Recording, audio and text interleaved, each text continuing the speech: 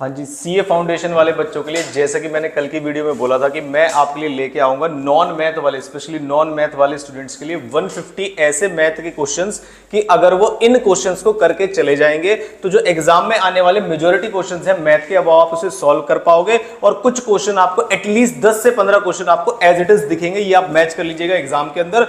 Purpose in 150 questions जो list में आपको दे रहा हूं यहां पर, उसका पर्पस ये है कि अगर आप सिर्फ इन क्वेश्चंस को कर जाएंगे, मैं नहीं बोला रट के चले जाइए, अगर आप इन क्वेश्चंस को करके चले जाएंगे तो आपके पेपर में मेजॉरिटी हिसाब सॉल्व कर पा रहे होंगे। उसके बाद कल जो हमने लॉ के पेपर का सॉल्यूशन डाला था उसमें एक दो करेक्शंस मैं आपको करके दिखाऊंगा अभी कि 2 करेक्शन इसके अंदर है जिसे हमें करना है, और जो बच्चे बता रहे हैं उनका पॉइंट ऑफ व्यू क्या है और क्या वो सही है या गलत, इसके बारे में मैं चर्चा करूंगा। तो पहले मैं लॉ वाले का पॉइंट बता देता हूं आपको। जैसे जो फर्स्ट का बी पार्ट था उसमें एरर कर दी थी हमने कैलकुलेशन में कि ये 50% नहीं, जैसे कि इंस्टीट्यूट में भी लिखा हुआ है, ये एटलीस्ट 51% है। और जो हिस्सा है कि जो ये वाई लिमिटेड है, क्या ये सब्सिडरी है गवर्नमेंट कंपनी की? आंसर इज नो, ये वाली कंपनी गवर्नमेंट की सब्सिडरी नहीं है क्योंकि एटलीस्ट 51% शेयर चाहिए होते हैं। और जो वाई लिमिटेड है वो जो जेड लिमिटेड है वो वाई लिमिटेड की सब्सिडरी है। पहला करेक्शन ये है।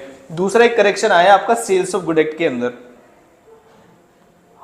तो कुछ बच्चों ने ट्रांसफर बाय नॉन ओनर का अगर रेफरेंस लिख के पूरा एक्सेप्शन वगैरह समझाया होगा तो जैसा मैंने बताया था वैसा सही है। जिन बच्चों ने हायर परचेज का एक रेफरेंस लिखा है पूरा कि हायर परचेज है, हायर परचेज को समझाया है ढंग से और पूरा लिखा है कि एक्सेप्शन की एक्सेप्शन है, हायर परचेज का है, लास्ट इंस्टॉलमेंट तक क्या नाम है आपको ओनरशिप नहीं मिलती है, गुड फेथ वाला पॉइंट अगर आप हटा दें और हायर परचेज के रेफरेंस में अगर आपने आंसर लिखा है तो आंसर होगा कि yes he can recover the goods. तो ये 2 करेक्शन है हमारे लॉ के एग्जाम में जो काफी सारे बच्चे परेशान हो रहे हैं इस बात को लेके। जो ऊपर वाला है उसमें तो करेक्शन 100% है कि जो सब्सिडरी वाला पॉइंट है ये तो करेक्शन 100% है कि जो वाई लिमिटेड है वो गवर्नमेंट की सब्सिडरी नहीं है क्योंकि एटलीस्ट 51% शेयर नहीं है। और यहां पर हमें 50% से ज्यादा चाहिए होते सब्सिडरी बनाने के लिए, तो ये वाली चीज जो है सब्सिडरी कंपनी है। ये करेक्शन है 2 लॉ के पेपर में। अब आता हूं सिर्फ मैं मैथ के पेपर में, इससे ज्यादा आप लॉ के पेपर को सर्च मत करिएगा। हम आते हैं मैथ के पेपर में। ये आपको क्वेश्चन दिए हैं मैंने 150, आप इन 150 क्वेश्चन को करके चले जाइए। पहले टाइम वैल्यू ऑफ मनी के आपको एटलीस्ट हमने क्वेश्चन दिए हैं 58 तक। आप इन 58 क्वेश्चन को, और आपको पहले से पता होगा कि टाइम वैल्यू ऑफ मनी आपके एग्जाम में 14 मार्क्स तक के लिए आता है। और मैथ की स्ट्रेटजी में ऑलरेडी डाल चुका हूं इसी चैनल के ऊपर। आप उस वाली जो एग्जाम की स्ट्रेटजी है एबीसी एनालिसिस है मैथ का, आप उसे जरूर देखिएगा। उसका लिंक मैं वीडियो के अंदर डाल दूंगा कि एबीसी एनालिसिस हमने डाला था मैथ का कि कौन कौन से इंपॉर्टेंट है। हालांकि एग्जाम के अंदर हम आपके लिए एक्सक्लूसिव लिस्ट लेके आए हैं कि अगर आप इतना भी करके चले जाएंगे, मैं नॉन मैथ वाले बच्चों के लिए बोल रहा हूं और स्ट्रेटजी मैं ऑलरेडी डिस्कस कर चुका हूं कि पहले आप पूरा फोकस करिए स्टैट्स पर,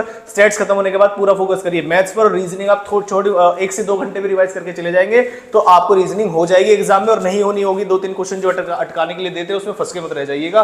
कुछ परम्यूटेशन एंड कॉम्बिनेशंस के क्वेश्चन है आपके, कुछ सीक्वेंस एंड सीरीज के क्वेश्चन है। अगर आप इन क्वेश्चन को सॉल्व कर पा रहे हैं फॉर्मूले वगैरह लगा के लॉजिक्स के साथ, तो आपका पेपर डेफिनेटली अच्छा होगा। और ये कुछ इक्वेशन आपको दिख रहा होगा। 150 क्वेश्चन मैंने लिखे हैं लेकिन ये 150 क्वेश्चन से भी लेस है। इतने क्वेश्चन अगर आप करके चले जाएंगे, सिर्फ 145 क्वेश्चन है, तो मैथ में आपको बहुत ज्यादा टेंशन लेने की जरूरत नहीं है। स्पेशली जो नॉन मैथ वाले स्टूडेंट्स हैं काफी टेंशन लेते हैं इस वाले पेपर की, फेल होने के चांसेस होते हैं, गलत हो गया तो नेगेटिव मार्किंग आ जाएगी। तो उन बच्चों की लिस्ट काफी अच्छी रहेगी और काफी आपके काम आएगी। इतना करके चले जाइएगा। अगर आपके कोचिंग वालों ने आपको कोई लिस्ट वगैरह दी है तो आप उनको करिए। जो बच्चे डायरेक्शन लेस हैं, जिनको कोई अभी सपोर्ट करने के लिए तैयार नहीं है, कोचिंग वगैरह वालों से बात नहीं, उनके लिए ये नॉन मैथ वाले बच्चे के लिए ये है 150 क्वेश्चंस की लिस्ट। लॉ के पेपर में मैंने आपको जो 2 करेक्शंस पॉसिबल है वो मैंने आपको बता दी है। अब आप लग जाइए मैथ के पेपर में। All the very best.